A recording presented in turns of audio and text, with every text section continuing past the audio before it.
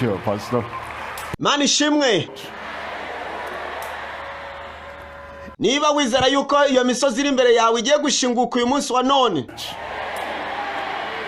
niba wizera ko ayo maso ahumye agiye gufunguka uyu munsi wa none, niba wizera ko abafite ubumuga butagenda bagiye guhaguruka bakagenda uyu munsi wa none, ndavuze ngo Imana ishimwe.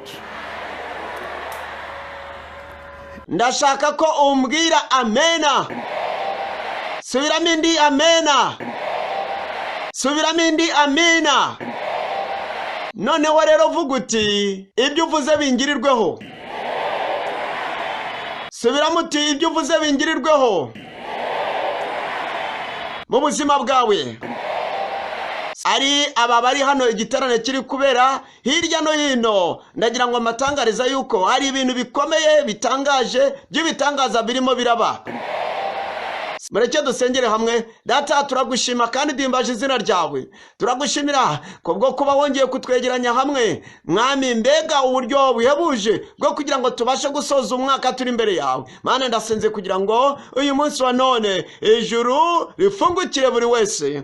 Mwami, suka imvura y'imigisha, suka imvura y'agakiza, imvura yo gukira indwara, imvura yo kubohoka, imvura yo gushingura imisozi. Habeho ibitangaza bikomeye uyu munsi wa none mu izina rya Yesu. Turagushimiye kuko tuzi ko wabikoze. Dusenze mu izina rya Yesu. Amena, kandi nongere amena mu buzima bwawe. Nakoze cyane. Uyu munsi wa none tuze muri Daniel igice cya 2. Ndashaka ko utega amatwi kubera ko hano hari inzozi muri iki gice cya 2 cya Daniel. Nebukadinezari, umwami kandi akaba yari umutegetsi ndetse n'umuyobozi wayoboraga isi yose, yarose inzozi. Iyo tuvuze inzozi, buri wese ararota, buri wese ararota. Ariko izi yarose zari zitandukanye. Izi nzozi yazihawe n'Uwiteka Imana yo mu ijuru. Nebukadinezari yararyamye nijoro. Mbere yuko aryama yamye atekereza ku byabaye, atekereza ku biri kuba, ndetse anatekereza no ku bitaraba bizaba mu gihe kizaza. Kandi ubwo yarotaga, inzozi yarose zamuteye ubwoba, zituma agira ubwoba, aratitira. Ariko yaje kubyuka mu gitondo. Abyutse mu gitondo akomeza kugira ubwoba, ikindi no gutitira arabikomeza, ubwoba arabukomeza, ariko za nzozi arazibagirwa. Ibyo nibyo byatumye ahamagara abakonikoni bose, abo barozi bose bo mu gihe cye ndetse no mu gihugu cye. Arababwira ati, narose inzozi narose kandi nazibagiwe. Icyo nkeneye nuko izo nzozi zigaruka. Ndakeneye kandi ubusobanuro n'usobanurira. Abo bose n'imbaraga bakoreshaga n'ubushobozi bari bafite ntacyo babashije kukumara. Abakoreshaga imbaraga ziva mu irimbi, abakoreshaga imbaraga zo mu kirere, baramuhakanira bati, nta muntu n'umwe ubaho ushoboka hano kuri iyi si ushobora kukwibutsa inzozi warose. Inzozi ni wowe wazirose, ikindi kandi wazibagiwe. Urashaka yuko tubasha kuzigarura, yuko tubasha kugarura inzozi warose? Nta n'umwe ushobora kubikora, ntidushobora kuba twabikora. Uyu mugabo arumirwa cyane, bituma atanezerwa, bituma arakara kandi anagira n'ubwoba. Aravuga ati, niba mudashoboye kugira ngo mubashe kunsobanurira izo nzozi munazigarure, mwese ngiye kubica. Yari afite ubwoba yuko izo nzozi we ubwe zishobora kumwica. Kubw'ibyo iyo aza gupfa, abo bantu bari kugenza bate? Nicyo cyatumye abatera ubwoba yuko agiye kubica. Mu by'ukuri yari abyitayeho, abikomeyeho cyane. Icyo gihe nibwo Daniel, Saduraka, Meshaki na Abednego bari muri iryo tsinda ryo muri Babuloni. Ariko Daniel ntago yari abizi, nta makuru yari afite yuko bashobora gusobanura izo nzozi. Kubw'ibyo abo bakonikoni bagombaga gupfa. Abantu bavuga bati abantu bagiye gupfa, bagiye gupfa, bagiye gupfa. Daniel bimugezeho nibwo yavugaga ati ikibazo ni iki gituma muri kubyihutisha cyane? Mugende mubwire umwami yuko izo nzozi yarose, izo nzozi yibagiwe, ibyo abo bakonikoni bananiwe ndabikora, ndabasha kumubwira inzozi yarose. Icyambere yari afite ibyiringiro byo kwizera Imana, yuko Imana yo mu ijuru idashobora gutenguha. Imana yo mu ijuru yazerekanye irazigarura. Yari afite ibyiringiro byo kwizera Imana, yuko icyo asaba Imana cyose Imana ikimuha. Ikindi yari afite impuhwe, yagiriye impuhwe bariya bakonikoni yuko badakwiriye kuba bapfa. We ubwe nta bwoba yari afite. Ikindi kandi iyo aza gupfa byari kumubera byiza, kuko yari gupfa nk'umwana w'Imana akigira mu ijuru. Ariko yari afite bagenzi be, yari ari kumwe nabo, bityo bashoboraga kwegerana bakabasha gusenga. Ibyo nibyo yakoze, barasenze, kandi Imana mu gusenga isubiza isengesho ryabo. Nkubwire, Imana igiye gusubiza isengesho ryawe uyu munsi wa none. Icyo watakaje cyose Imana igiye kukigarura, icyo wabuze cyose Imana igiye kukikugarurira. Kubw'ibyo Daniel nibwo yagiraga ku mwami. Akigera ku mwami, noneho mu gice cya kabiri umurongo wa 27, Daniel igice cya kabiri umurongo wa 27 yagira ati, Daniel asubiza umwami ati, ibyo bihishwe umwami yasobanuzaga nta banyabwenge babasha kubimenyesha umwami, cyangwa abapfumu, cyangwa abakonikoni, cyangwa abacunyi. Aba bose babonetse ariko ntibabasha kugira icyo bakora. Hari ibintu muri ubu buzima, hari ibintu bihishwe muri ubu buzima, hari ibintu bitagaragara muri ubu buzima, ku buryo nta muntu n'umwe, yaba umunyabwenge, yaba ukomeye, yaba uwize amashuri, yaba impuguke mu bya siyanse, yaba impuguke mu by'ubuganga, hari ibintu muri ubu buzima duhura nabyo, nk'uko Nebukadinezari yahuye nabyo. Byageze kuri Nebukadinezari, byageze kuri Farawo, byageze kuri Herode, byageze ku bami n'abatware. Hari ibintu muri ubu buzima usanga bitugeraho ku buryo nta muntu n'umwe kuri iyi si ashobora kuba yagira icyo yakumarira. Niyo mpamvu rero turi kumva ubu butumwa. Reka turebe umurongo wa 28. Ariko mu ijuru hariho Imana.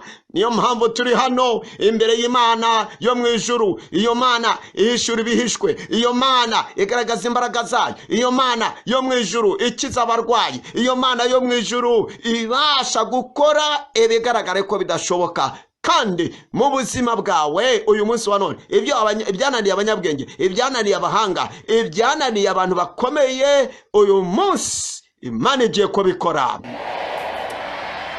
Mu buzima bwawe ibidashoboka bigiye guhinduka bishoboka. Mu buzima bwawe ibyo bintu byose byibagirangirane, imbaraga wibagiwe, ubushobozi wibagiwe, amayerekwa wibagiwe, ibyo byose ukavuga uti uko byagenda kose narose inzozi ntekereza yuko ibi ari byo nzakora, ubu naribagiwe. Iryo yerekwa rigiye kugaruka, iryo shyaka rigiye kugaruka, iryo yishurirwa rigiye kugaruka. Ubuzima bushya bugiye kugaruka mu buzima bwawe uyu munsi wa none mu izina rya Yesu. Kubera ko hari Imana mu ijuru. Mu ijuru hari Imana ihishura ibihishwe. Mu ijuru hari Imana ikiza indwara. Mu ijuru hari Imana igaragaza imbaraga zayo. Mu ijuru hari Imana ishobora gukora ibyo abana b'abantu badashobora gukora. Ikindi kandi abimenyesha umwami Nebukadinezari ibizaba mu bihe bizaza. Inzozi nibyo werekewe ku gisasiro nibyo ibi. Aho somye ni ku murongo wa 28. Hano yarahishuriwe. Ikindi kandi ahabwa ubusobanuro. Kubw'ibyo uyu yari umugabo wari ufite umwuka w'Imana muri we. Daniel yari umugabo wari ufite umwuka w'Imana, ayoborwa n'umwuka w'Imana, afashwa n'umwuka w'Imana. Ndakubwiza ukuri, uwo mwuka w'Imana ari hano uyu munsi. Hari ibyo agiye guhishura mu buzima bwawe, munsi hari ibyo agiye kugaragaza mu buzima bwawe. Agiye kugaragaza imbaraga mu izina rya Yesu. Icyigisho tugiye kwiga ni ikivuga guhuzwa n'Imana y'ibishoboka byose, cyangwa guhuzwa n'Imana ikora ibishoboka byose. Uyu munsi ugiye guhuzwa nayo. Wampaye amen aho? Guhuzwa n'Imana ikora ibishoboka byose. Guhuzwa n'Imana umuremyi wacu, umucunguzi wacu, Imana ifite imbaraga zitajya zitsindwa, Imana itanga amayishurirwa, Imana itanga ibitangaza, Imana igaragaza imbaraga zayo, ibidashoboka byose bigahinduka ibishoboka mu buzima bwacu. Guhuzwa n'Imana ikora ibishoboka byose. Hari ibintu bitatu tugiye kureba muri ubu butumwa. Icya mbere tugiye kureba umubabaro no guhangayika ko kubura gutuza guteye ubwoba. Tugiye kureba umubabaro no guhangayika guturuka ku kudatuza mu buryo buteye ubwoba. Icya kabiri turareba isengesho no kumenya ibyerekanwe byose, no kumenya ibyerekanwe byose. Danieli yegereye Imana arayibaza ati, Mana twereke ibyo umwami arimo ashaka. Ntabwo arimo gushaka iyerekwa ry'igice, ntabwo arimo ashaka yuko tumutuburira. Yashakaga ihishurirwa ryuze, ishurirwa ritunganye ry'ibyo yeretswe. Kandi ubwo basengaga basaba Imana nibyo yabahaye. Ibyo tugiye gusenga dusaba, ibyo nibyo turi buhabwe. Isengesho no kumenya ibyerekanwe byose. Gatatu, umwami w'amahoro n'ubutegetsi bwe bwa nyuma. Umwami w'amahoro n'ubutegetsi bwe bwa nyuma. Rero umwami w'amahoro mvuga ninde? Ni Kristo. Ikindi n'ubutegetsi bwe bwa nyuma, n'ubuyobozi bwe bwa nyuma. Uyu munsi Kristo agiye kuyobora, tegeke ingorane zose uri guhura nazo mu buzima bwawe. Agiye gutegeka ibibazo byose uri guhura nabyo mu buzima bwawe. Kristo umwami w'amahoro ufite imbaraga zose, haba hano kuri iyi si ndetse no mu ijuru. Agiye gutegeka, ategeke ibidasobanutse uri guhura nabyo, ategeke ibibazo uri guhura nabyo, ategeke akashobora ufite ndetse n'izo ndwara mu buzima bwawe. Ikindi kandi ari bubashe kurandura, gere kuri fondasiyo y'ibyo uhura nabyo mu izina rya Yesu. Umwami w'amahoro n'ubutegetsi bwe bwa nyuma. Turebe ingingo ya mbere niyo tugiye gutangiriraho. Tugiye kureba umubabaro n'umuhangayiko uturuka ku kubura amahoro mu buryo buteye ubwoba. Ngwino Danieli igice cya 2 umurongo wa 1. Aravuga ngo mu mwaka wa 2 umwami Nebukadinezari akiri ku ngoma yarose inzozi, nuko ahagarika umutima, ntiyarushya agoheka, abura ibitotsi. Umurongo wa 2 turabwirwa ngo umwami aherako ategeka ko bahamagara abakonikoni n'abapfumu n'abashitsi n'abakarudaya ngo baze babwire umwami ibyo yarose. Nuko baza bitabye umwami. Manuka ku murongo wa 3. Rero umurongo wa 3 umwami arababwira ati, narose inzozi, umutima wanjye uhagarikwa no gushaka kuzimenya. Manuka ku murongo wa 4 hagira hati, nuko abakarudaya baherako babwira umwami mu rurimi rw'urunyaremaya bati, nyagasani uhoraho iteka ryose, rotorera abagaragu bawe izo nzozi tubone uko dusobanura impamvu zazo. Maravuga bati, rwose zitubwire hanyuma tuzisobanure. Ubwibyo nibyo babashije kumubwira. Bagaragara bari kwishushanya nkaho bari bubashe kubisobanura, barababeshi. Turebe umurongo wa 5. Umurongo wa 5 uragira uti, nuko umwami asubiza abakarudaya ati, nazibagiwe, nuko nimutazimbwira ngo muzisobanurire muzatemagurwa, kandi ngo ingo zanyu zizahindurwa nk'ibyavu. Ingo zanyu zahinduka nk'ibyavu. ibyakurikiyeho nuko bakomeje kumubwira bati tubwire inzozi warose. Ati nazibagiwe. Tubwire inzozi warose. Maze kubibabwira yuko nazibagiwe, ariko ugomba kuzitubwira. Baravuga bati nta muntu n'umwe wabikora ibyo wibagiwe niba warose inzozi, ikindi kandi ukaba uri umwami w'umunyabwenge ukaba wibagiwe, nta muntu n'umwe hano kuri iyi si ushobora kubigwishurira, nta muntu n'umwe hano kuri iyi si ushobora kubikora. Iyi niyo mpamvu rero turi kumva ubu butumwa. Hari ibintu mu buzima bwawe ku buryo nta muntu ushobora kugira icyo akomarira. Hari indwara ushobora kurwara ku buryo nta muntu n'umwe ushobora kuyikiza. Hari ingorane n'ibibazo ku buryo nta muntu wano kuri iyi si n'ubwenge bw'abisi bafite n'imbaraga bafite ku buryo nta ushobora kugira icyo akomarira. Ariko hari Imana mu ijuru. Tuze mu Bami ba kabiri, mu Bami ba kabiri igice cya 6 umurongo 27 agira ati Uwiteka natabafasha ese ndabamarira iki? Nicyo bamubwiraga bati hari Imana yo mu ijuru, ariko aba ntago bari bahujwe n'Imana yo mu ijuru. Ariko Daniel, Saduraka, Meshaki na Abednego bo bari batandukanye. Ariko ababo ntago bari bafite guhuzwa n'Imana yo mu ijuru. Bari kubwira umwami, barimo kumubwira bati Uwiteka aramutse atagufashije ese ni gute twebwe twashobora kugufasha? Iyo niyo mibereho twibonamo rimwe na rimwe. Abagabo bakagerageza kudufasha, abagore bakagerageza kudufasha, abantu bafite imbaraga bakagerageza kudufasha, ariko imbaraga zabo ntizigire icyo zimara. Kubw'ibyo tugakomeza kuba uko twari turi, uko twari tumeze, ntihagire igisubizo kiboneka. Ariko birashoboka ko imyaka myinshi yashize tuba tutagifite imbaraga, tuba tutagifite ubushobozi, tukakora ibishoboka byose nk'uko Nebukadinezari yararimo gushaka kugira ngo amenye inzozi yarose, ariko ntabishobore. Kubw'ibyo imbaraga twari dufite, ubwenge twari dufite, ubushobozi twari dufite, iyerekwa twari dufite, viziyo twari dufite, ndetse n'ubutwari twari dufite, tukibuka iminsi ya kera, ibyo twashoboraga kuba twakora neza, ibyo twashoboraga kuba twakora byose, ariko ibyo byose ugasanga byarayoyotse. Umuntu yatakaje byose, yibagiwe byose, akaba yibuka ati ndamutse nongeye nkagira viziyo nari mfite, nkagira iyerekwa nari mfite, ishyaka nari mfite, ubuzima bwiza nari mfite, imbaraga nari mfite, amafaranga nari mfite, ubutunzi nari mfite, amunezero nari mfite, ariko bikaba bitakiboneka, bikaba bitakiriho. Icyo gihe tugatangira gushaka abantu bashobora kuba badufasha, ariko ntibashobore kuba badufasha. Turebe Mariko 5:25. Mariko 5:25. Hari umugore wari umaze imyaka 25 arwaye indwara yo kuva amaraso.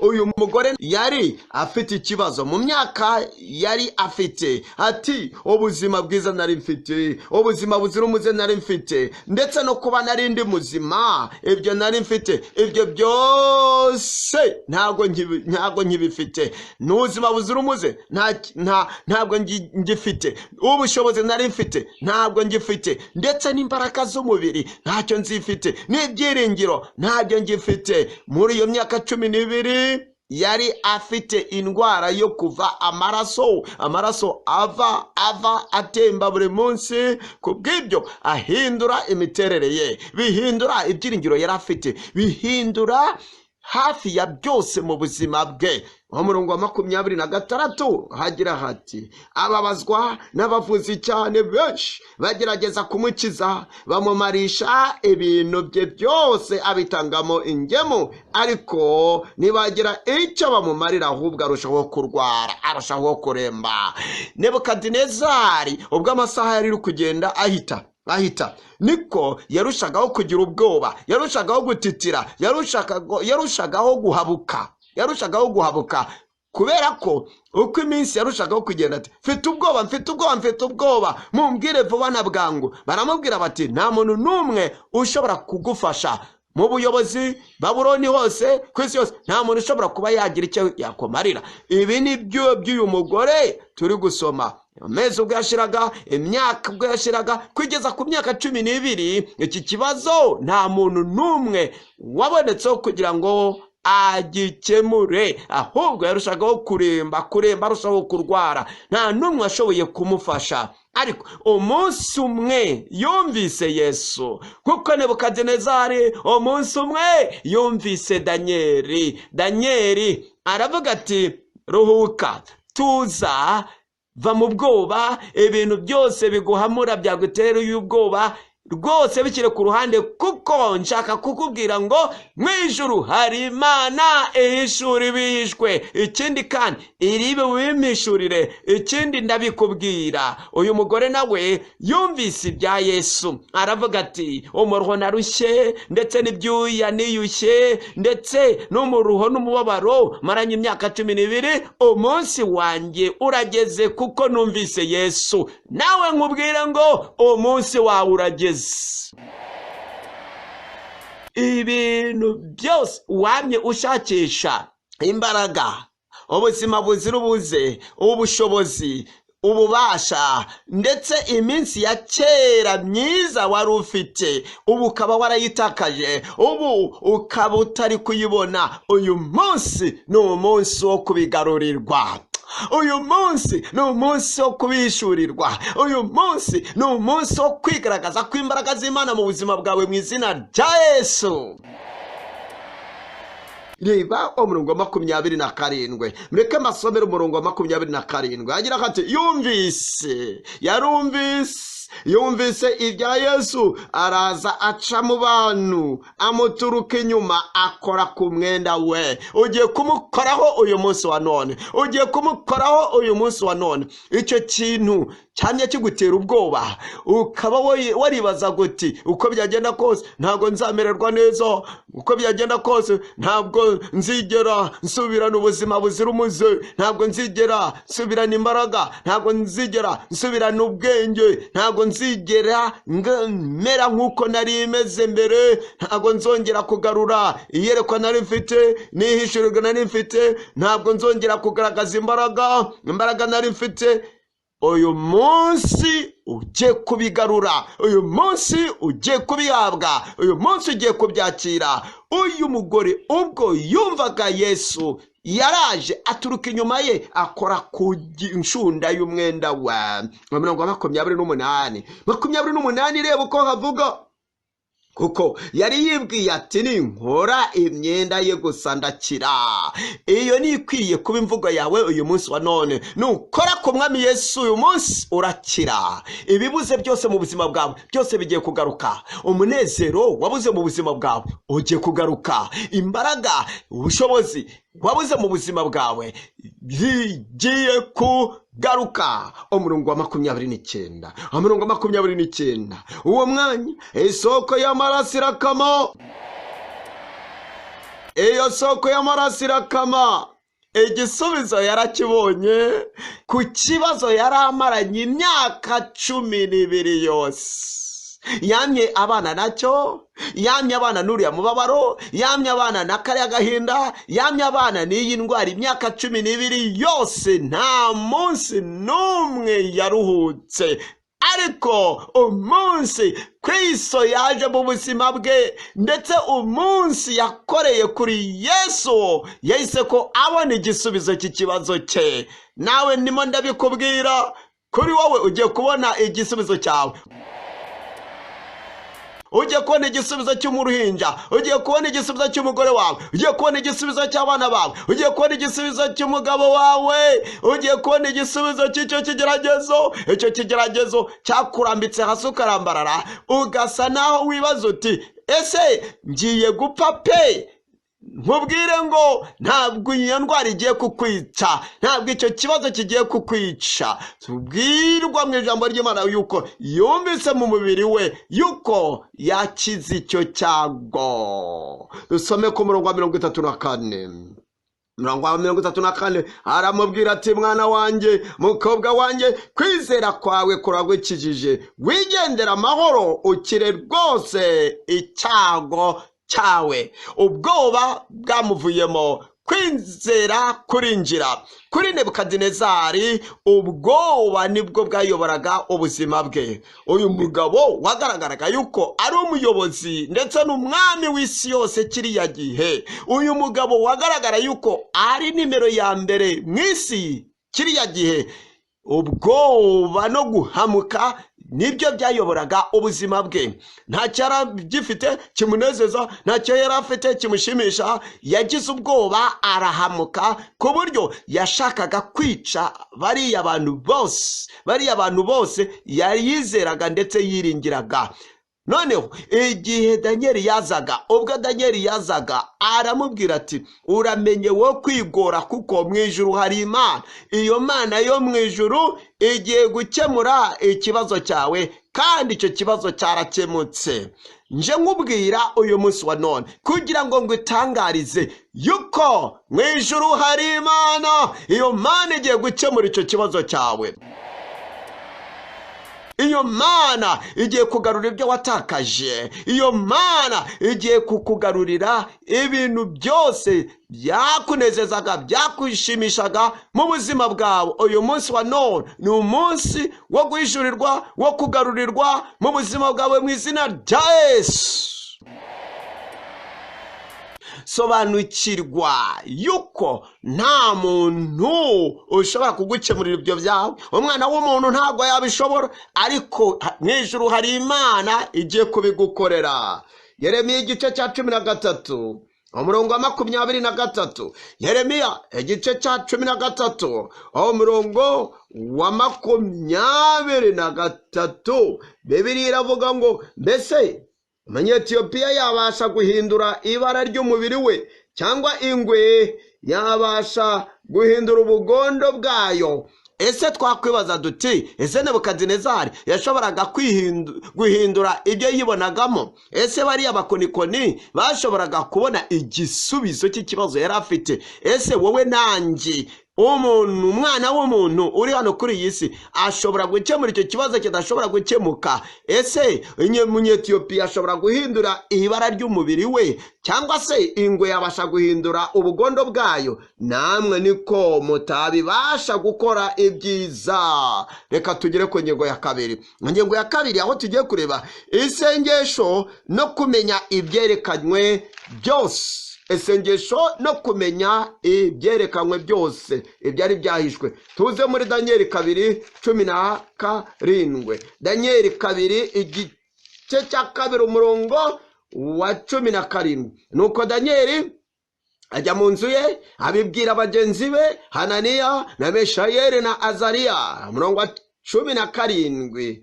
18, kugira ngo binginge Imana yo mu ijuru ibyo bihishwe, ngo ibagirire imbabazi batarimburanwa n'abanyabwenge. Kuko igihugu cyose cyari gifite ikibazo. Ntabwo ari Nebukadinezari gusa wari ufite ikibazo. Bariya bakonikoni n'imiryango yabo, n'abo banyabwenge bose n'imiryango yabo, bariya bacunyi n'imiryango yabo, n'abapfumu bose n'imiryango yabo, ndetse n'abari bagize ubwami n'abacurabwenge bari bari mu kaga, ndetse n'imiryango yabo yari iri mu kaga, yari ifite ibibazo. Kubw'ibyo isengesho ryabaye ngombwa. Niyo mpamvu uyu munsi wa none tugiye gusenga. Ndabikubwira, uyu munsi wa none tugiye gusenga. Icyo kintu cyaguhangayikishije, icyo kintu cyakubabaje, icyo kintu kigaragara yuko nta gisubizo, Imana ishimwe kuko igisubizo cyawe kiraje.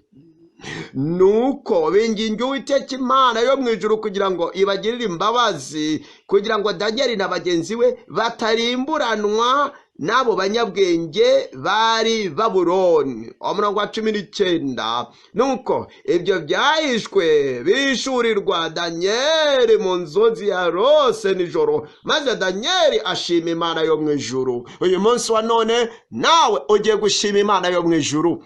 Uyu munsi wa none, uyu munsi ugiye guhimbaza, ugiye gushima Imana yo mu ijuru, ugiye kugira ubuhamya uyu munsi wa none, kuko ibyo bakonikoni batashoboye gukora, iby'imbaraga z'umwijima zidashobora gukora, ndetse iby'imbaraga z'abadayimoni zidashobora gukora, Imana igiye kubigukorera uyu munsi wa none. reka turebe umurongo wa 20. Umurongo wa 20 hagira hati izina ry'Imana ihoraho rihimazwe iteka ryose, kuko ubwenge n'amaboko ari ibyayo. Ubwenge n'amaboko ni ibyayo. Ubwenge bushobora gukemura ibibazo byose mu buzima bwawe. Ubwo bwenge Imana irabufite. Imbaraga n'ubushobozi, ububasha n'ubushobozi hano ku isi, ahantu ariho hose, imbaraga zikuraho zigashinguza zikimura iyo misozi yawe. Izo mbaraga Imana igiye kuzigaragaza mu izina rya Yesu. Turebe umurongo wa 28 agira hati ariko mw'ijuru hariho Imana, mw'ijuru hariho Imana ishuri bihishwe, kandi niyo yeretse umwami Nebukadinezari bizaba mu bihe bizaza. Inzozi nibyo werekewe ku gisasiro, nibyo ibi.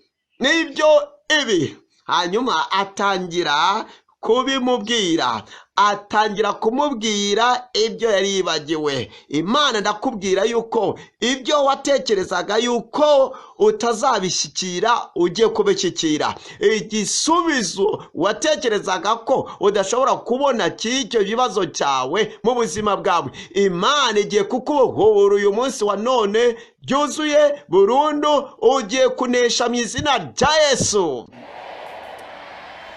Kubera iki? Luka 18 umurongo wa 27. Luka igice cya 18 umurongo wa 27. Umurongo wa 27 arabasubiza ati ibidashobokera abantu bishobokera Imana. Ibyo bari abakonikoni batuye ndetse n'abari abacunyi batuye n'abapfumu baramubwira bati mwami ibi ntibishoboka. Nta mwami wa hano kuri iyi si wigeze abaza ibi bintu uri kubaza. Ibi uri kubaza ku bana b'abantu ntabwo bishoboka. Ariko Imana yatwijeje ko, yaduhaye icyizere yuko ibintu bigaragara yuko bidashobokera abana b'abantu. Ibintu wamye urwana nabyo ukaba warashatse kugira ngo uneshe ubwo buzima bubi, uneshe ingeso mbi, uneshe iyo myifatire mibi, kuko ubwo buzima, iyo mico, izo ngeso, iyo myifatire mibi n'izo ngeso mbi ufite irimo birangiza ubuzima bwawe. Wagerageje za filozofiya, wagerageje imiti ya gakondo, wagerageje kujya mu bigirwamana, wagerageje imbaraga zose wabona hano ku isi, haba mu cyaro ndetse no mu giturage. Ibyo byose wari byirutsemo urirukanka hirya no hino, ntacyo byabashije kukubamarira, kuko ibyo urimo, ikibazo ufite, nta mwana w'umuntu ushobora kugikemura. Ariko ibidashobokera umwana w'umuntu ku Mana birashoboka. Uyu munsi twaje ku Mana y'ibishoboka byose, igiye gukemura icyo kibazo cyawe. Icyo kintu watakaje ndakubwiza ukuri, wowe watakaje umwana ukaba waramubuze, warababaririje hirya no hino, uwo mwana agiye kugaruka muhira. Ubuzima bwawe watakaje ukaba waragerageje kunywa imiti, wanyweye ibinini, wanyweye ingaruramubiri, ariko nta kigenda. Imbaraga no gukira indwara bigiye kukugeraho, kuko Imana turimo kuvuga ni Imana ikora ibishoboka byose, igiye gukira uyu munsi wa none mu izina rya Yesu. Ibintu bidashobokera abantu, bidashoboka ku bantu, ku Mana birashoboka. Tuze muri Yeremiya igice cya 33 umurongo wa 3. Yeremiya igice cya 33 hagira hati ntabaza. Ibyo nibyo Danieli yakoze. Ibyo abandi bavugaga ngo ntibishoboka, nta muntu ushobora kumenya ibi. Danieli we aravuga ati mw'ijuru hari Imana. Uramutse uhinduye imvugo yawe, uramutse uhagaritse ijambo rya ntibishoboka mu buzima bwawe, ntibishoboka, ugahindura imvugo yawe ukavuga uti mw'ijuru hari Imana, iyo Mana yiteguye kukumva. Mw'ijuru hari Imana irakemura ikibazo cyawe. Mw'ijuru hari Imana iraguha ibyo ukeneye. dukeneye. Mu ijuru hari Imana irabasha kuvunagura ndetse no kumenagura umutwe wa Lewiyatani mu buzima bwawe ndetse no mu buzima no mu muryango wawe. Ntabaza ndagutabara nkwereke ibikomeye biruhije utamenya, utazi. Imana iravuga iti jewe Imana yo mu ijuru, jewe Imana yaremye, jewe Imana ifite imbaraga zose, jewe nuramuka untabaje ukanyambaza uyu munsi wa none aho ngaho uri, wowe uri gukurikirana ubutumwa ku mbuga nkoranyambaga, ndakwereka ibikomeye biruhije utazi. Amena, amena. Abakorinto ba mbere 2:9, Abakorinto ba mbere 2 turebe uwo murongo wa 9. Bibiliya iravuga ngo ariko nk'uko byanditswe ngo ibyo ijisho ritigeze kureba, nibyo ugutwi kutigeze kumva, bitigeze kwinjira mu mutima w'umuntu, ibyo byose Imana yabyiteguriye abayikunda, yabyiteguriye abayikunda. Ibyo amatwi atigeze yumva ndetse ubwoko bw'ubuhamya ugiye kugira uyu munsi wa none, nibyo amatwi atigeze kumva ndetse n'ibitarigeze kwinjira mu mutima w'umwana w'umuntu. Ibyo wamye usengera, ibyo wamye yuriza ubusa, wirije ubusa iminsi 7, wirije iminsi 21, ikindi wariyirije utanywa amazi, utarya n'ibyo kurya, uriyiriza wowe uraho, ariko kandi ntabwo urabona icyo ushaka. Uyu munsi nkubwira ngo ni umunsi wo kwakira igisubizo cyawe. Ijuru rirakubwira yego, niko biri bube. Gukira indwara niko biri bube, agakiza niko uri bukabone.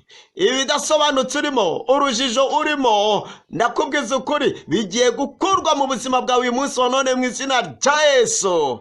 Ibyo gushoberwa byose, imibabaro yose, ubwoba bwose, ibidashoboka byose, ibyo byose niko bigiye guhinduka mu buzima bwawe uyu munsi wa none, kandi ubuzima bwawe bugiye kugera ku rwego rundi rushya, ruhanitse, rurabagirana uyu munsi wa none mu izina rya Yesu. Ibyo amaso atigeze abona, reba umurongo wa 10 hagira hati ariko Imana yabiduhishurishije. Umurongo wa 9, ibyo amaso atigeze areba, ibyo amatwi atigeze yumva ndetse n'ibitarigeze byinjira mu mutima w'umwana w'umuntu. Reba umurongo wa 10 icyo uvuga, ariko Imana yabiduhishurishije umwuka wayo. Buretse gato, Daniel, Saduraka, Meshaki na Abednego, niki ku murongo wa 9 ibyo amaso y'abari abakonikoni batigeze babona, bitarigeze byinjira mu mutima wabo, ndetse n'ibyo Nebukadinezari ubwe yari yibagiwe. Mbe Daniel, Saduraka, Meshaki na Abednego ubwo bajyaga gusenga, nawe ubwo ugiye gusenga uyu munsi wa none, Imana yarabiduhishuriye kubw'umwuka wayo, irabiduhishurira kubw'umwuka wayo. Gukira indwara kwawe twaguhishuriwe, kubohoka kwawe twaguhishuriwe, igisubizo cy'ikibazo cyawe twagihishuriwe. Ugiye kwakira icyo ushaka uyu munsi wa none mu izina rya Yesu. Bibiliya iravuga ngo kuko umwuka arondora byose ndetse n'amayoberane y'Imana. Reba umurongo wa 12. Na murongo wa 12 ugira uti ariko twebweho ntitwahawe ku mwuka w'iyisi. Reba Daniel avuga ati okay, munjyane ku mwami. Ibyo abakonikoni batigeze babona, ibyo babarozi batigeze babona, ati twebwe turabifite, twabihawe, twabibwiwe. Mfite kwemezwa mu mutima wanjye yuko ukuri ari ukuri, kuko ukuri ari ukuri, kandi ibi nibyo Imana yabashije guhishura. Ibyo yabwiye Nebukadinezari akabyibagirwa. Danieli we yabashije kubigarura arabimubwira ageze ku mwami. Ese mbe Danieli, ushobora kunyibutsa izo nzozi narose zikantera ubwoba? Ese ushoboye kuba wambwira ibyo abayobozi bandi b'abakonikoni batashoboye kubasha kumishurira? Aravuga ati, mwami nyaguhoraho, ntabwo bahoraho, ntabwo babagaho iteka ryose, ariko n'ibyubahiro babahaga. Mwami nyaguhoraho, ibyo abo bakonikoni, abapfumu n'abacunyi, ibyo batashobora guhishura, twebwe twabihishuriwe. Ugiye kubyakira, ugiye kwakira igitangaza, ugiye kwakira agakiza, ugiye kwakira umunezero w'umutima wawe, ugiye kugira imibereho mu buzima bwawe. Ntabwo twahawe umwuka w'isi, ahubwo umwuka uturuka ku Mana, kugira ngo tubashe kumenya ibyo abantu batazi, twebwe turabimenya. Ibyo abantu badafite, twebwe turabigira. Ibyo batigeze bagira, twebwe tubasha kubigira mu buzima bwacu, kugira ngo tubashe kumenya ibintu twaherewe ubuntu. Beje bigusanga, umugisha uje gusanga, agakiza, kubabarirwa bije bigusanga. Ugiye kubyakira uyu munsi wa none mu izina rya Yesu. Tugeze ku ngingo isoza, aho tugiye kureba umwami w'amahoro n'ubutegetsi bwe bwa nyuma. Umwami w'amahoro n'ubutegetsi bwe bwa nyuma. Hano turi kuvuga umwami w'amahoro n'ubutegetsi bwe n'ubuyobozi bwe n'ingoma ye ya nyuma. Tuze muri Danieli igice cya 2 umurongo wa 34. Danieli yagaragaje inzozi, ahishura inzozi. Izo nzozi zari izihe? Nebukadinezari yari yabonye igishushanyo mu nzozi ze, kandi umutwe w'icyo gishushanyo wari zahabu, igituza cy'icyo gishushanyo ndetse n'amaboko byari ifeza. Hanyuma igihimba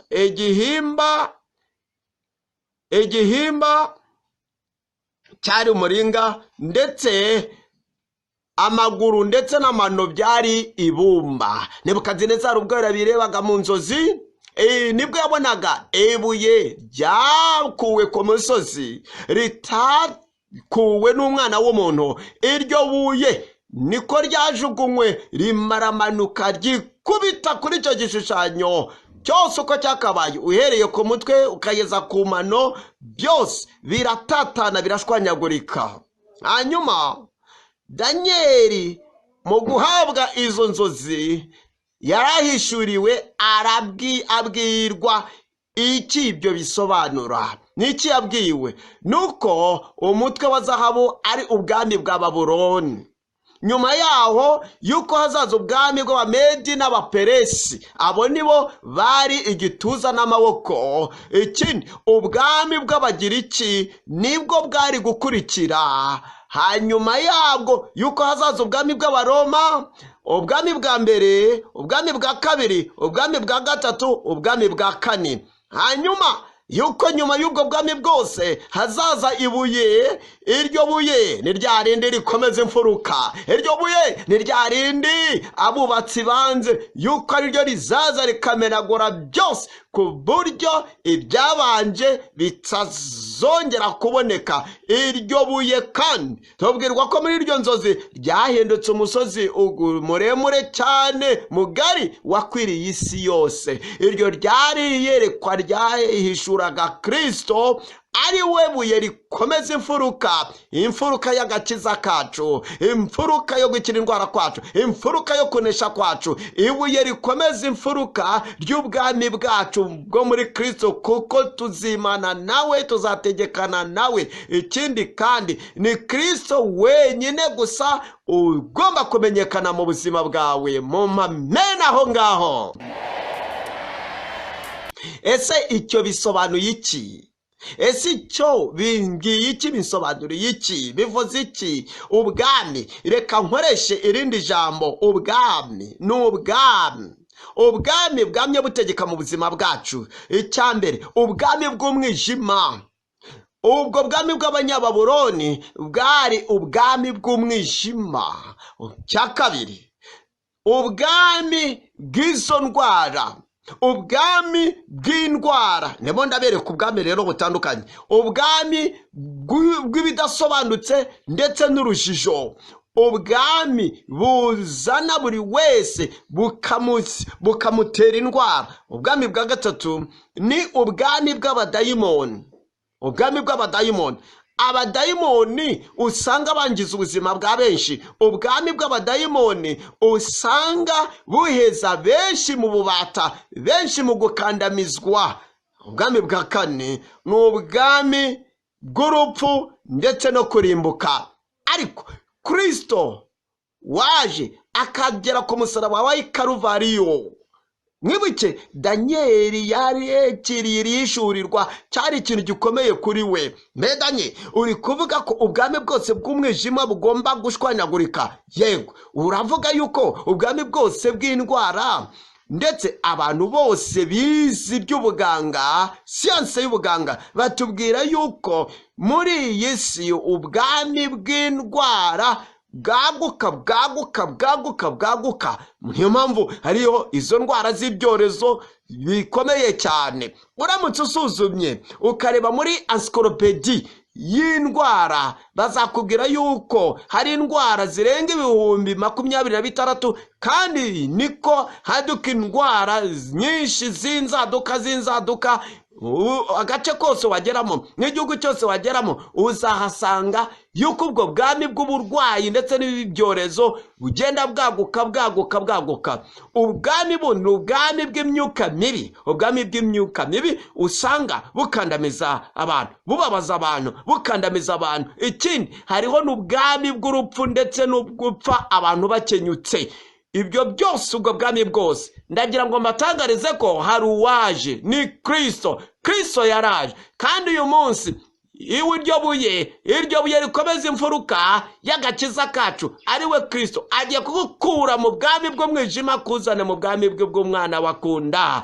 Agiye kukuzana mu bwami bw'umucyo, agiye kugukura mu bwami bw'uburwayi, kandi umwami Yesu agiye gusenya no kurimbura izo ndwara mu buzima bwawe mu izina rya Yesu. Abo badayimoni bose rimwe na rimwe bababaza mu mutwe wawe, rimwe na rimwe bababaza igifu cyawe, rimwe na rimwe bamenagura amagufwa yawe, ukaba udashobora kubabona, ndetse wagiye no kwicisha mu cyuma babona ko nta ndwara urwaye. Imashini yayo igiye kubisikana kandi igiye kubisenyagura mu buzima bwawe mu izina rya Yesu. Ubwami bw'urupfu ni inshuro nyinshi zingahe warose wapfuye, ukaba wararose ibikubaho biriya bikakubaho, bigasa naho utekereza uti ngiye gupfa. Noneho ukabyuka, muri uko kubyuka ukaba warabize ibyuya ubwo wabyukaga, bitewe nuko umwami w'urupfu yagusuye. Umwami w'urupfu yagusuye akubwira ati ndaje, tegure ndaje. Hanyuma hakaba nta buryo wigeze unesha mu buzima bwawe, nibwo buzima wibereyemo. Abo bapfumu wagiyemo ntacyo bakumariye, ndetse n'abo ngabo bakorana n'imyuka mibi ntacyo bakumariye. Muri abo barangi ntacyo bakumariye. Uko byagenda kose uraho, nta gisubizo wigeze ubona. Nabo wigeze wirukira ntacyo bigeze bakumarira. Abo bose washatse, uracyari wa wundi, uracyafite icyo kibazo, kiracyakumunga. Ubu uri kwibaza uti nzabigenzane, ufite ubwoba. Uyu munsi ndagira ngo nkubwire ngo ubwo bwami bw'umwijima ndetse n'urupfu bigiye gusenyuka mu buzima bwawe, bugiye gukurwa muri wowe mu izina rya Yesu.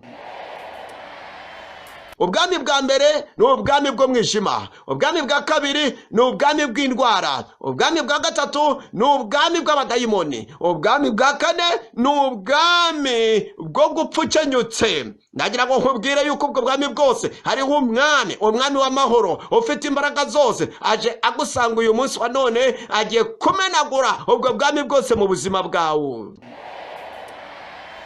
Danieli 2:34 34 urabyitegereza ugeze aho ibuye ryaziye ritarimbuwe n'intoki gikubita ku birenge by'icyo gishushanyo by'icyuma n'ibumba rabimenagura. 35 nuko icyuma n'ibumba n'umuringa n'ifeza n'izahabu biherako bimenagurika rimwe bihinduka nk'umurama w'aho bahurira muki, bitumurwa n'umuyaga ntibyagira ishyikizo, maze iryo buye ryakubise icyo gishushanyo. Iyo mirimo yose ya Satani mu buzima bwawe, hagiye kuza umuyaga ugiye kubihuha bitumuke. Uyu munsi ndavuze ngo uyu munsi ni ryari? Uyu munsi ibyo byose biri mu buzima bwawe bigiye gutumuka mu izina rya Yesu,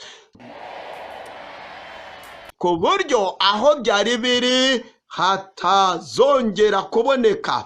Nta na hamwe mu mutwe wawe, nta na hamwe mu mubiri wawe, nta na hamwe hakwiriye kuba ubuturo bwa sekibi, hakwiriye kuba ubuturo bw'abadayimoni, hakwiriye kuba ubuturo bw'uburwayi. Nta hantu mu rugo iwawe no mu muryango hakwiriye kuba ubuturo bw'ubwo rupfu rwo gukenyuka mu izina rya Yesu.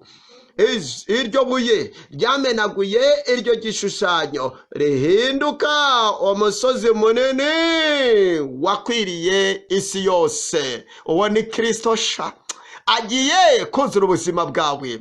Azabana nawe imuhira, azabana nawe mu nzira, azabana nawe ku kazi, azabana nawe mu murima, azabana nawe aho uzajya hose, azabana nawe aho uzajya hose. Kristo mu mbaraga ze zose azabana nawe mu buzima bwawe. Turebe ko murongo wa 44 turabwirwa ijambo rivuga ngo nuko ku ngoma zabo bami Imana yo mu ijuru izimika ubundi bwami butazarimbuka iteka ryose. Ako gakiza ufite Kristo agiye kuguha uyu munsi wa none ntabwo kazarimbuka. Gukira indwara ugiye guhabwa uyu munsi ntabwo kuzarimbuka. Deliverance ndetse no kunesha ntabwo kuzahanguka, ntabwo kuzarimbuka. Nuko kandi ibyo byose azamimenagura. Ni nako Kristo agiye kumenagura ubwo bwami bw'umwijima, bw'abadayimoni, bwa Satani ndetse n'ubwami bw'uburwayi, kandi Kristo ubwami bwe buzahoraho iteka ryose. 45 uko wabonye ibuye ryavuye ku musozi ritarimbuwe n'intoki rikamenagura ibyuma n'imiringa n'ibumba n'ifeza n'izahabu, niko Imana ikomeye yahishuriye umwami ibizaba mu bihe bizaza, kandi izo nzozi ni z'ukuri no gusobanurwa kwazo ni guhinyurwa. Inzozi ni z'ukuri no gusobanurwa kwazo ni guhinyurwa. Ibyo turi kuvuga uyu munsi wa none bigiye gusohora mu buzima bwawe. Ni ukuri bigiye gusohora mu buzima bwawe mu izina rya Yesu. Tuze muri Matayo 28 turasoma umurongo wa 18. Matayo 28 umurongo wa 18. Umurongo wa 18 hagira hati, nuko Yesu arabegera avugana n'abati, nahawe ubutware bwose mu ijuru, nahawe ubutware bwose, nahawe imbaraga zose. Nta mbaraga wabona, zaba imbaraga za kiriya gishushanyo cy'ifeza, cy'izahabu, cy'imuringa ndetse n'ibumba, ibyo byose byarashwanyagurike. Imbaraga zose zaratatanye, zirashwanyagurika, zihuhwa n'umuyaga. Izo mbaraga z'abadayimoni ntizigomba gukora mu buzima bwawe.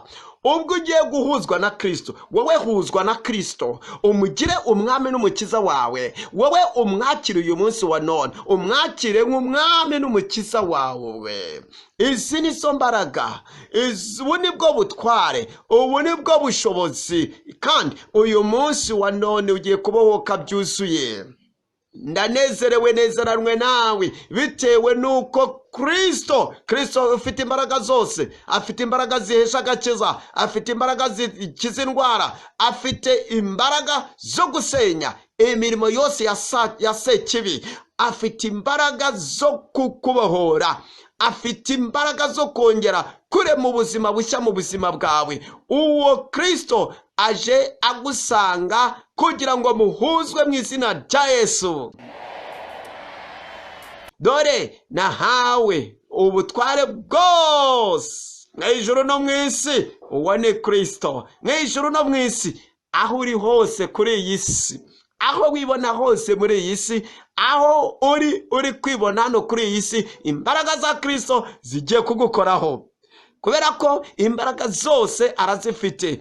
Ndetse nkubwire ngo agiye kugufata agukure aho uri. Ugiye kugira ubuzima bushya, ugiye kugira ubuzima bushya, ugiye kugira ubuzima bw'umuzuko, ugiye kugira ubuzima utigeze ugira. Ubwo buzima ugiye kubugira mu izina rya Yesu. Zaburi 145 umurongo wa 13, 145 umurongo wa 13 uragira buti: ubwami bwawe n'ubwiteka ryose. Ubwo bwami bwose bw'umwijima ntago ari ubwiteka ryose, ubwami bwose bw'indwara ntago ari ubwiteka ryose, ubwami bwose bw'abadayimoni ntago ari ubwiteka ryose, ubwo bwami bwose bw'urupfu ndetse no gupfukenyutse ntago ari ubwiteka ryose. Ariko ubwami ugiye kwakira, ubwami ugiye kwakira ni ubwami bw'iteka ryose, yanesha abahetamye bose nubwo bihe byose. Kandi iki ni cyo kinyejana. Kristo aracyakora mu mbaraga, aracyakora mu bushobozi, kandi imbaraga ze zigera hirya no hino ku isi. Ikindi kandi agiye kukugeraho aho uri. Reba umurongo wa 19, Zaburi 145 umurongo wa 19: azasohoza ibyo abamwubaha bashaka. Ese hari icyo wifuza? Urifuza kubohoka, urifuza kubabarirwa, urifuza kubatuka, urifuza umunezero w'agakiza kugira ngo ushinge imizi mu buzima bwawe. Bibiliya yumva ko imbwira azasohoza ibyo abamwubaha bashaka cyangwa bifuza, kandi azumva gutaka kwabo abakize. Agiye kumva gutaka kwawe uyu munsi wa none, agiye kumva kurira kwawe uyu munsi wa none, agukiza. Ndavuze ngo agiye kumva gutaka kwawe uyu munsi wa none, agukize. Abefeso 2 umurongo wa 6, Abefeso igice cya 2 umurongo wa 6, 2 umurongo wa 6, Bibiliya iravuga ngo 2 umurongo wa 6: nuko ituzurana nawe, twicaranya nawe mu ijuru mu buryo bw'umwuka. Sobanukirwa kuko yadupfiriye, ahambwa mu mwanya wacu, ikindi azuka ku bwacu. Ubu rero ubwo tumwizera, iyo tumwizeye afata ukuboko kwacu akatuzamura kugira ngo tujye kwicarana aho mu ijuru hejuru ya Babuloni. Yaratuzuye, atuzurana kugira ngo tujye kwicarana nawe aho ngaho mu ijuru hejuru y'abo Bamedi n'Abaperesi. Yaradufashe aratuzura, ajya kutwicaranya nawe. Ubu twicaranye nawe abo hejuru mu ijuru, hejuru y'ubwami bw'Abagiriki. Yaratuzuye atujyana mu ijuru kugira ngo twicarane mu ijuru hejuru y'ubwami bw'Abanyababoloni. Ubwo bwami bwose ndetse n'izo mbaraga zose nuko zisenyuka mu buzima bwacu. Ubu umwami wacu Yesu Kristo, iyo tumwizeye, iyo tumwiringiye, iyo tumwubatseho, ikindi kandi tugahuzwa nawe, tugacomekwa kuri we, aradufata akatuzamura mu buryo bw'umwuka, akadushyira hejuru y'imbaraga z'umwijima. Imbaraga z'umwijima zongera gukora mu buzima bwawe. Imbaraga z'umwijima zigiye gushwanyagurika muri wowe mu izina rya Yesu. Yaradufashe aratuzamura, adushyira hejuru y'ubwami bw'indwara ndetse n'ibyo byorezo ndetse n'ibyo byanduza byose. Ibyo byose turi hejuru yabyo. Ubu ndi hejuru yabyo, ugiye kuba hejuru yabyo. Aradufata akadushyira hejuru yabo badayimoni. Izo mbaraga zose z'abadayimoni zikora hirya no hino, igihe zizaza zije ku rugi rwawe zizabwirwa ngo wageze ahategerwa, urahatagerwa n'abadayimoni, urahatagerwa n'imyuka mibi, urahatagerwa n'imbaraga mbi, kuko warazamuwe uri mu ijuru mu buryo bw'umwuka kugira ngo wicarane na Kristo Yesu. Urwo rupfu rwo gukenyuka ntabwo rugomba kukwegera. Urwo rupfu rwica abantu, urwo rupfu rukaba ruturuka mu bwami bw'ibyuma n'ibumba. Ubwo bwami nuko bugomba kumenagurika mu buzima bwawe. Nuko ugomba guhuzwa na Kristo, ugahindukira Kristo, ukiyunga na Kristo, ukaba ubohotse byuzuye. Turebe umurongo wa 8. Umurongo wa 8 uragira uti: mwakijijwe n'ubuntu kubwo kwizera, ibyo ntibyavuye kuri mwe, ahubwo ni impano y'Imana. Uko niko biza, nguko uko kunesha kwawe kuza, nguko uko wishyurirwa, nguko imbaraga zikuzura ziza, nguko uko ugenda ukazamuka ukagera hejuru y'imbaraga zose zo mu isi. Ni kubw'ubuntu bw'Imana ukizwa, uhabwa agakiza. Ntabwo ibyo ngibyo biva kuri wowe, biva ku mirimo ukora, ni impano y'Imana. Impano y'Imana irahari ko bwawe uyu munsi wa none. Agakiza karahari ko bwawe. Huzwa na Kristo, huzwa na Kristo umukiza wawe, huzwa na Kristo ugukiza indwara, huzwa na Kristo umucunguzi wawe. Uguhuzwa nawe birahari uyu munsi wa none. Umuntu wese uzambaza izina ry'Umwami Yesu azakizwa. Uri hehe? Ndakubaza, mbese uri hehe? Imana ishimwe, ugiye gukizwa uyu munsi wa none. Twubike imitwe, duhombeke amaso yacu. Twubike imitwe, hanyuma duhombeke amaso yacu. Wabonye imbaraga zinesha za Kristo? Wabonye ubushobozi bubasha gukiza, bubasha gutanga agakiza bwa Kristo? Wabonye ndetse no ubutware bwa Kristo yuko ari ubwami bw'iteka ryose? Ndashaka ko twubika imitwe, duhombeka amaso yacu. Ndashaka nkubwire, Umwami Yesu harimo aragutumira kugira ngo usohoke mu bwami bw'umwijima, usohoke mu bwami bw'ibyanduza, usohoke mu bwami bubi, usohoke mu bwami bw'uburwayi, usohoke mu bwami bw'abadayimoni, usohoke mu bwami bw'abo barozi, usohoke mu bwami bw'izo nzoka za kera, ubwo bwami bw'urupfu no gupfa ukenyutse bwo gukomeza kuba mu buzima bwawe. Niyo mpamvu ugiye guhuzwa na Kristo uyu mwanya. Wowe ushaka guha ubugingo bwawe Yesu kugira ngo akubere umwami n'umukiza uyu munsi wa none. Uri hehe? Uri hehe? Aho uri, zamura akaboko kawe. Aho uri, zamura akaboko kawe. Ikindi, usohoke mu bwami bwo mwijima. Imana iguha umugisha, Imana iguha umugisha. Wowe uzamuye akaboko, Imana iguha umugisha.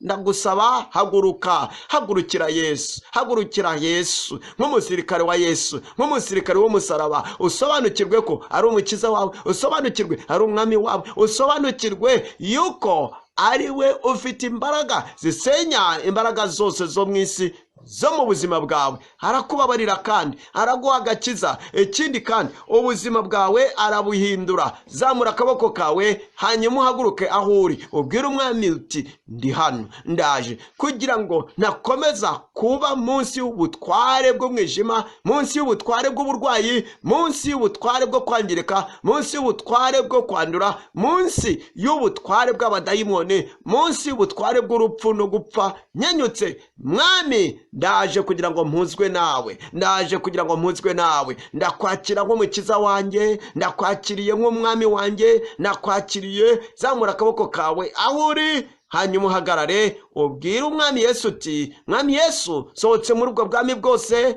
ndaje, ninjiye mu bwami bwa Kristo, abe umukiza wanjye n'umwami wanjye aka kanya. Mureke rero mbasengere.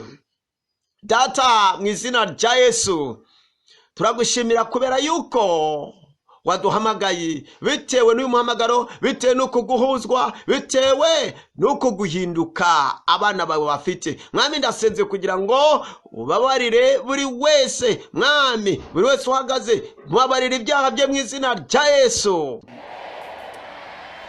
kura igihano cyo guhanirwa ibyaha mu buzima bwabo, kura ubwandu bw'icyaha mu buzima bwabo, vunagura imbaraga z'icyaha mu buzima bwabo mu izina rya Yesu.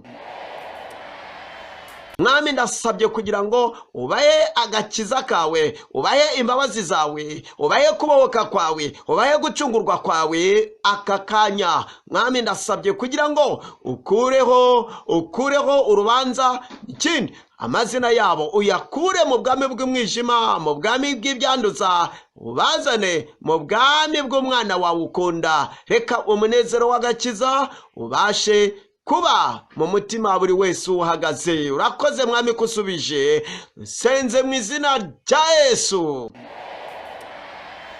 amen. Mukomeze muhagarare. Mana ishimwe. Kristo niwe buye, kuko igihe kirageze cyo gusengera abarwayi. Niwe buye iryo rigaragara ko ritakuwe n'umwana w'umuntu. Niwe wabashije gusenya ubwami bwose. Agiye gusenya ubwami bwose mu buzima bwawe bw'umwijima, bugiye gusenyuka. Ubwami bw'abadayimoni bugiye gusenyuka. Ugupfa ukenyutse bigiye gukurwaho.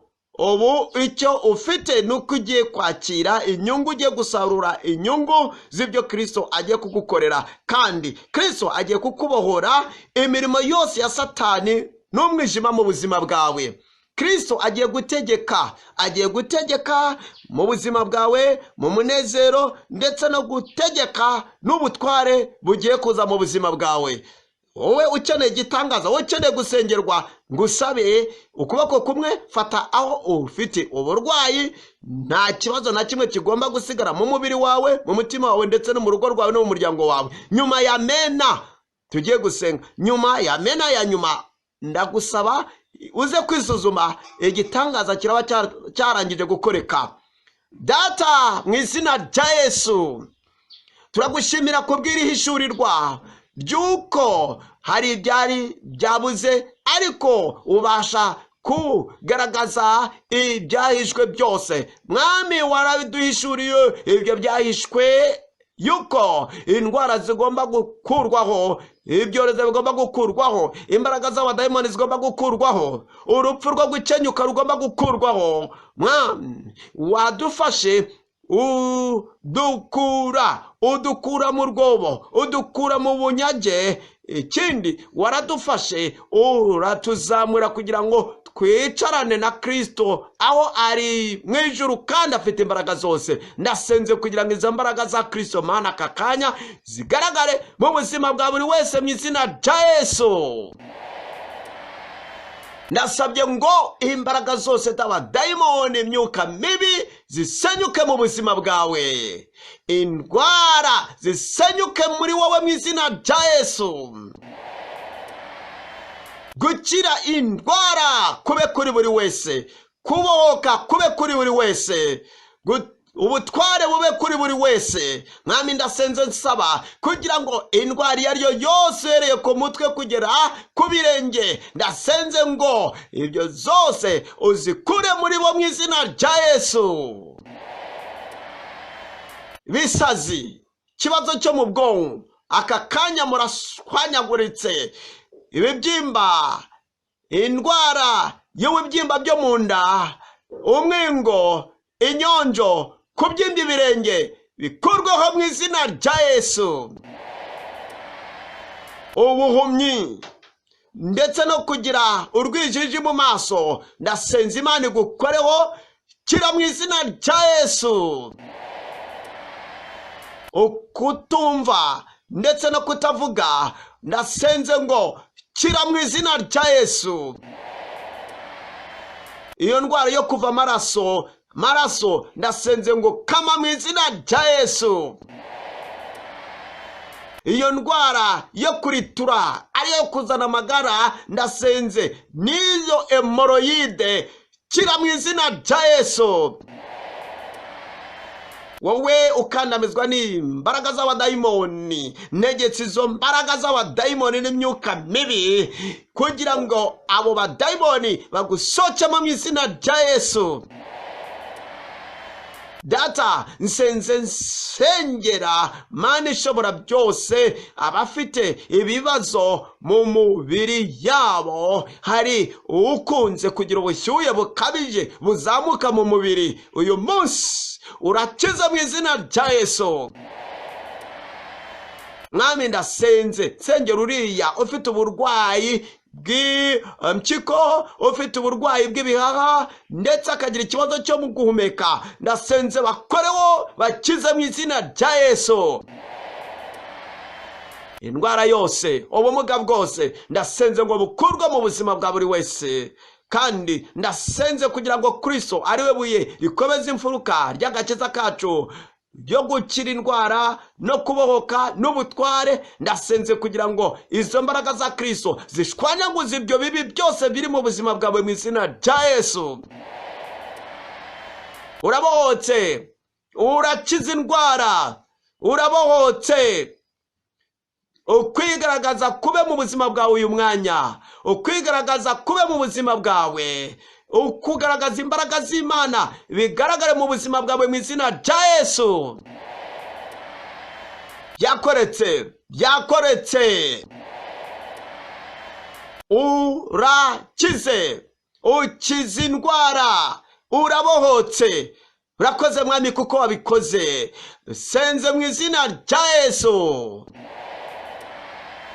Byakoretse, ndavuze ngo byakoretse. Suzuma muri wowe, urabona ko icyo gitangaza wakibonye ko gukira indwara ndetse n'ibyo bitangaza wabibonye.